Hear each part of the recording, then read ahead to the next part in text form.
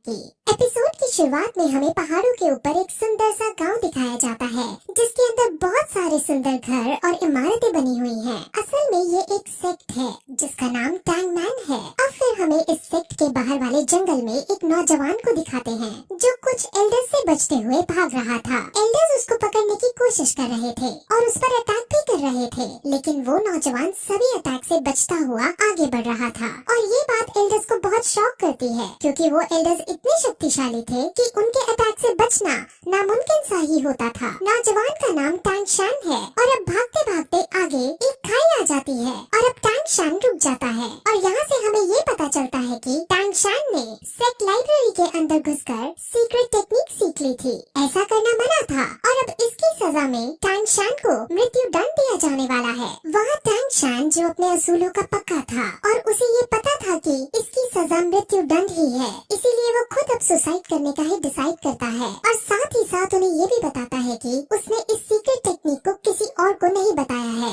और सारी टेक्निक्स उसके कमरे में ही हैं। और ऐसा कहते ही वो उस टेक्निक का सबसे खतरनाक हथियार निकाल लेता है और सेक्ट के लीडर को समर्पित करता है, जिसके बाद वो अपने सारे कपड़े उतारता है क्योंकि वो टैंग सेक्ट से लिया हुआ सब कुछ वापस लौटा देना चाहता था और फिर खुद खाई से नीचे कूद जाता है। तभी सेक्ट लीडर उसे मरने से बचाने की भी कोशिश करता है, लेकिन टैंग शान अपने इरादे का पक्का था और वो खाई में गिरकर अपने आप को मार डालता है। उसके मरते ही उसकी आत्मा अलग अलग दुनियाओं को क्रॉस करते हुए पैरेलल यूनिवर्स में चली जाती है और वहाँ वो एक नवजात शिशु के रूप में जन्म लेता है और उसका नाम भी वहाँ टैंग शान ही रखा जाता है। उसे अब अपने पहले जन्म की सारी बातें और सारी टेक्निक्स याद होती हैं, जिस वजह से वो बचपन से ही उन टेक्निक्स को पहाड़ के ऊपर जाकर प्रैक्टिस करता है। इस दुनिया के अंदर डौलो कॉन्टिनेंट है। इस दुनिया के अंदर हर कोई 6 साल की उम्र में अपनी एक स्पेशल एबिलिटी एक्टिवेट करता है। इस एबिलिटी का नाम स्पिरिट सोल है और स्पिरिट सोल को हासिल करने के बाद लोगों के पास अलग अलग तरह की एबिलिटीज आ जाती हैं।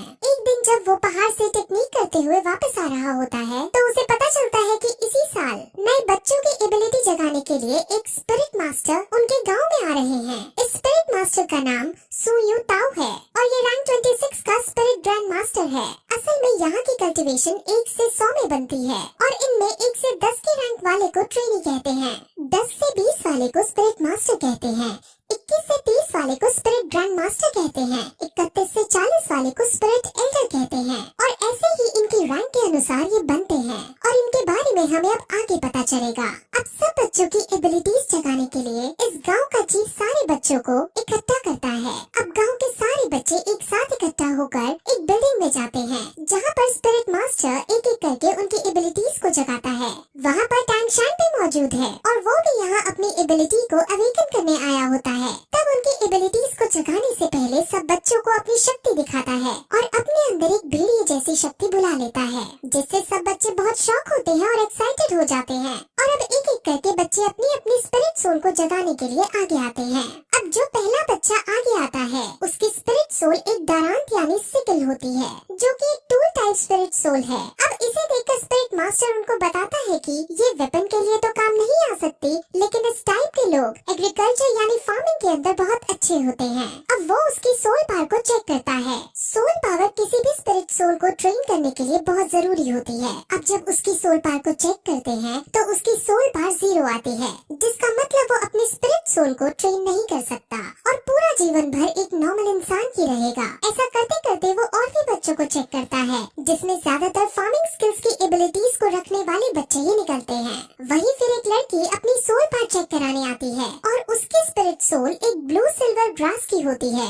ब्लू सिल्वर ग्रास बहुत कॉमन ग्रास है और इसकी कोई स्पेशल एबिलिटी भी नहीं होती और इस टाइप की स्पिरिट सोल को सबसे बेकार स्पिरिट सोल माना जाता है और ये बहुत कमजोर होती है। अब इसके बाद हमारा मेन कैरेक्टर जिसका नाम टैंग शान है वो आगे आता है और अपना सीधा हाथ बढ़ाकर कंसंट्रेट करता है और उसके हाथ से भी ब्लू सिल्वर ग्रास बाहर आती है, लेकिन तभी उसके उल्टे हाथ हाथ में भी कुछ होने लगता है और वहाँ पर हमें एक हथौड़ा दिखता है जिसे वो मुंह बंद करके छुपा लेता है। अब इसके बाद स्पिरिट मास्टर टैंगशान की सोल पार्ट चेक करता है और उसकी सोल पार्ट 10th लेवल पर होती है और ये बहुत रेयर कंडीशन होती है। असल में जिन लोगों की सोल पावर अवेकनिंग के वक्त फुल यानी 10th लेवल की होती है तो उन्हें बॉर्न विद सोल पावर यानी कि इनमेट सोल पावर का दर्जा दिया जाता है और ऐसे लोग बहुत ही काम के होते हैं। ऐसे लोग बहुत ताकतवर बनते हैं और लाइफ में बहुत आगे तक जाते हैं। अब स्पिरिट मास्टर उसे बताते हैं कि अवेकन होने के बाद सोल पावर की 10th लेवल सबसे हाईएस्ट लेवल होती है, जिस पर अब टैंगशान ये पूछता है कि क्या हम इसके आगे नहीं जा सकते, यानी क्या इसके आगे ट्रेन नहीं कर सकते, जिस पर मास्टर उसे समझाते हैं कि इससे आगे ट्रेन करने के लिए हर 10th लेवल के बाद एक स्पिरिट रिंग हासिल करने की जरूरत होती है। स्पिरिट रिंग हासिल करने के बाद ही हम 10th लेवल से आगे बढ़ सकते हैं। बिना स्पिरिट रिंग के हासिल किए कोई आदमी कितना भी ट्रेन क्यों न हो वो 11th लेवल पर नहीं पहुंच सकता। अब टैंगशान उससे ये पूछता है कि क्या तुम्हारे पास 2 स्पिरिट रिंग है, क्योंकि मास्टर की रैंक 26 है और उसे 10th लेवल और 20th लेवल को पार करने के लिए एक स्पिरिट रिंग की जरूरत पड़ी थी। स्पिरिट रिंग्स यूजर को उनके स्पिरिट सोल के मुताबिक उनको अलग अलग स्पेशल पावर भी देती है। अब ऐसा कहकर वो हॉल से बाहर आ जाते हैं और अब स्पिरिट मास्टर जाने लगते हैं। अब गांव के चीफ और टैंगशान के घर जाते हैं और वहाँ उसके पिता को टैंगशान के पावर्स के बारे में सब कुछ बताते हैं और उसको जीनियस कहकर पुकारते हैं। टैंगशान के पिता का नाम टैंग हाउ है। टैंग हाउ अब अपने बेटे से उसके स्पिरिट सोल के बारे में पूछता है और उसे अपने बेटे से उसके स्पिरिट सोल के बारे में पता चलता है, जो कि ब्लू सिल्वर ग्रास है। अब ये सुनकर उसका पिता शॉक होता है क्योंकि उसे पता था कि उसके बेटे की स्पिरिट सोल तो क्लियर स्काई हैमर होनी चाहिए। इस लाइन से आप कंफ्यूज ना हो, इसके बारे में डिटेल में आगे बताया जाएगा। अब गांव के चीफ ये चाहते थे कि टैंगशान शहर की एक एकेडमी में जाकर ट्रेनिंग करे, लेकिन टैंग हाउ साफ मना कर देता है। अब क्यों मना किया है ये भी हमें आगे पता चलेगा। गांव का चीफ बहुत शौक होता है और उससे लड़ता भी है क्योंकि इतने बड़े टैलेंट को घर में रखना सही नहीं है। इसको बाहर जाकर बेस्ट ट्रेनिंग हासिल होनी चाहिए। अब चीफ के बार बार समझाने पर भी टैंग हाउ नहीं मानता और चीफ अब वहाँ से चला जाता है। अब टैंग हाउ को ये लगता है कि उसके इस डिसीजन से उसका बेटा नाराज होएगा, लेकिन टैंगशान उसके इस डिसीजन से नाराज होने के बजाय उनकी बातों से संतुष्ट दिखाई देता है और कहता है कि हम एक लोहार की तरह भी अपना गुजारा चला सकते हैं। अब टैंग हाउ निराश होकर बैठ जाता है और वो दुखी होते हुए सभी स्पिरिट मास्टर्स को बेकार बताता है। अब टैंग हाउ टैंगशान से अपने स्पिरिट सोल को दिखाने को कहता है, जिस पर टैंगशान अपने हाथ से उसे ब्लू सिल्वर ग्रास निकाल कर दिखा देता है और ये देखकर वो बहुत चौंक जाता है। लेकिन तभी टैंगशान उसे अपनी एक और स्पिरिट सोल के बारे में बताता है और अपने दूसरे हाथ से क्लियर स्काई हैमर को बाहर निकालता है। अब ये देखकर टैंग हाउ को कुछ याद आता है कि कैसे कुछ साल पहले वो और उसकी वाइफ कुछ लोगों से बचकर भाग रहे थे और उसकी वाइफ अपने पति और अपने बच्चे को बचाने के लिए खुद को सैक्रिफाइस कर देती है। और अब यहाँ से हमें पता चलता है कि उसकी वाइफ की स्पिरिट सोल भी ब्लू सिल्वर ग्रास होती है। अब फिर टैंग हाउ अपने बेटे की डबल स्पिरिट सोल को देखकर उसे गले लगा लेता है और उसे अब एक बात समझाता है और कहता है कि तुम हमेशा अपने उल्टे हाथ के हैमर से अपने सीधे हाथ की ग्रास को प्रोटेक्ट करना। अब इसके बाद टैंग हाउ टैंगशान को लेकर काम सिखाने लगता है और उसको इस काम की अलग अलग टेक्निक सिखाता है और इन सभी टेक्निक्स की मदद से टैंगशान अब अपने पिछले जन्म की मेमोरीज का यूज करता है और उनकी मेमोरीज से वो कुछ हिडन वेपन्स बनाता है। अब अगले दिन टैंग हाउ अपने बेटे को शहर जाकर ट्रेनिंग करने की इजाजत दे देता है और साथ में ये भी कहता है कि वहाँ तुम अपना खर्चा लोहार का काम करके चला लेना। लेकिन शहर पढ़ने जाने के लिए टैंग हाउ उसके सामने कुछ शर्तें रखता है। वो उसे कहता है कि तुम कभी भी अपनी हैमर स्पिरिट में कोई भी स्पिरिट रिंग ऐड नहीं कर सकते। दूसरी शर्त पे उसे वो कभी भी अपनी हैमर स्पिरिट सोल को दिखाने के लिए मना करता है और साथ ही साथ किसी को भी अपना ये रहस्य कि उसके पास 2 स्पिरिट सोल हैं बताने से मना करता है और जब तक उसकी जान पर न आए तब तक वो उसे हैमर स्पिरिट का भी इस्तेमाल करने से मना करता है। अब इन शर्तों पर एग्री करके टैंगशान अपने सफर पर निकल जाता है। वो अब गांव के चीफ के पास जाता है और अब दोनों शहर के बड़े स्कूल में एडमिशन करवाने के लिए निकल जाते हैं। अब वो दोनों रास्ता पूछते हुए स्पिरिट मास्टर एकेडमी की तरफ जाते हैं, जहाँ पर उन्हें गेट कीपर रोक लेता है। अब चीफ उसे अपना पास दिखाता है जो उसको स्पिरिट मास्टर ने दिया था। गेट कीपर उस पास को चेक करता है और इस पास को वो फेक समझता है क्योंकि इस पास पर ब्लू सिल्वर ग्रास लिखा था, लेकिन साथ ही साथ सोल पार को 10 रैंक का भी बता रखा था। अब ब्लू सिल्वर ग्रास का होना और 10th रैंक का होना ऐसा बहुत रेयर कंडीशन में ही पॉसिबल है और जिस छोटी जगह से ये लड़का आया है वहाँ पर इस रेयर चीज का होना पॉसिबल नहीं है। अब चीफ और गेट कीपर की बहस होने लगती है और उनकी बहस इस कदर पहुंच जाती है कि गेट कीपर चीफ पर हाथ उठा देता है, लेकिन तभी टैंगशान उसके हाथ को पकड़ लेता है और उसको नीचे गिरा देता है। टैंगशान को अब बहुत गुस्सा आ चुका था और वो उसे मारने के लिए अपना हिडन वेपन एक्टिवेट कर देता है, लेकिन तभी एक आदमी वहाँ आता है और उन्हें रोकने की कोशिश करता है। इस आदमी को यहाँ पर सभी लोग ग्रैंड मास्टर कहते हैं और वो उनकी लड़ाई बंद करवाने के बाद उसको अंदर एडमिशन के लिए ले जाता है। अब रास्ते में टैंगशान और ग्रैंड मास्टर कई तरह की बातें करते हैं, जिसमें ग्रैंड मास्टर अपनी आइडेंटिटी बताते हुए कहते हैं कि वो यहाँ का ग्रैंड मास्टर है और अगर टैंगशान ग्रैंड मास्टर से कुछ सीखना चाहता है तो वो उसको टीचर बुला सकता है।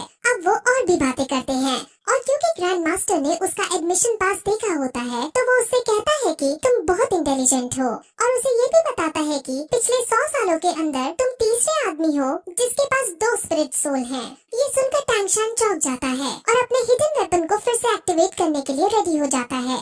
दरअसल वो ऐसा इसलिए करता है क्योंकि उसके पिता ने उसे कहा होता है कि उसकी 2 स्पिरिट सोल के बारे में किसी को नहीं पता चलना चाहिए और अब वो अपने इस खतरे को हटाने के लिए अपना हिडन वेपन एक्टिवेट करता है। लेकिन तभी ग्रैंड मास्टर उसे अब ये बताता है कि आखिर उसे इन सब के बारे में कैसे पता चला। असल में ग्रैंड मास्टर बहुत ज्यादा इंटेलिजेंट है और उसने पहले भी बहुत सारी रिसर्च कर रखी थी। उसमें उसे पता चला था कि दुनिया के अंदर ब्लू सिल्वर ग्रास वाली स्पिरिट सोल के सिर्फ 647 लोग हैं और उनमें से सिर्फ 16 के पास सोल पावर है और उन 16 की भी रैंक 1 से ज्यादा नहीं है। सोल पावर हमेशा स्पिरिट सोल की क्वालिटी के प्रोपोर्शन में रहती है, जिस वजह से ब्लू सिल्वर ग्रास की फुल सोल पावर नहीं हो सकती। इसलिए ग्रैंड मास्टर श्योर है कि इसके पास 2 स्पिरिट सोल हैं। अब उनकी ये सब बातें सुनकर टैंगशान समझ जाता है कि ये ग्रैंड मास्टर बहुत समझदार आदमी है और वो तुरंत उसके सामने झुककर उन्हें अपना गुरु बनने के लिए प्रार्थना करता है और अब ग्रैंड मास्टर उसे अपने डिसाइपल के रूप में एक्सेप्ट कर लेते हैं। अब फिर वो दोनों स्कूल के अंदर प्रिंसिपल के पास जाते हैं और प्रिंसिपल उसका एडमिशन पास देखता है। उसे भी थोड़ा अजीब लगता है कि ये ब्लू सिल्वर ग्रास है लेकिन इसकी सोल पावर फुल है, लेकिन साथ में ग्रैंड मास्टर को देख वो उसको एडमिशन दे देता है। ग्रैंड मास्टर हालांकि यहाँ का कोई टीचर नहीं है, लेकिन प्रिंसिपल और बाकी सब ग्रैंड मास्टर की बहुत इज्जत करते हैं और ग्रैंड मास्टर का रुतबा पूरे शहर के अंदर है। अब टैंगशान को हॉस्टल 7 अलॉट किया जाता है और अब वो अपने हॉस्टल के अंदर जाने लगता है। जैसे ही वो अपने हॉस्टल का गेट खोलता है वैसे ही वहाँ एक बच्चा उस पर अटैक कर देता है।